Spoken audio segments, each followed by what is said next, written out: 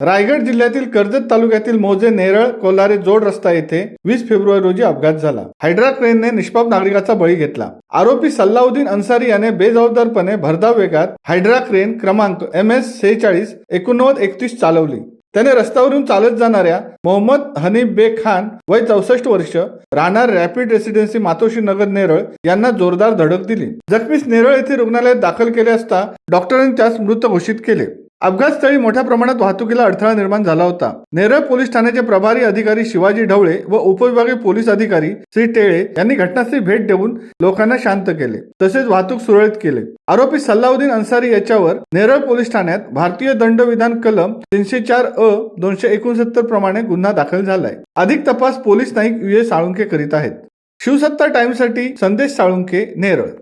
दे धडक बेधडक वृत्त देणाऱ्या आपल्या शिवसत्ता टाइम्स न्यूज चॅनलला लाल बटन दाबून सबस्क्राईब करा आणि बेल आयकॉनला क्लिक करायला विसरू नका.